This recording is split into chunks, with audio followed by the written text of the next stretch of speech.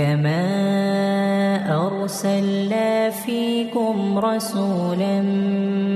منكم يتلو عليكم آياتنا ويزكيكم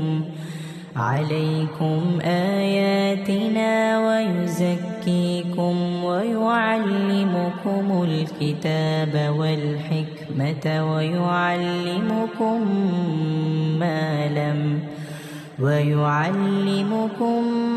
ما لم تكونوا تعلمون فاذكروني أذكركم واشكروا لي ولا تكفرون يا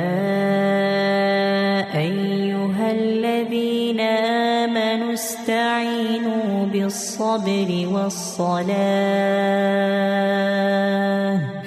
إن الله مع الصابرين ولا تقولوا لمن يقتل في سبيل الله أموات بل أحياء ولكن لا تشعرون ولنبلونكم بشيء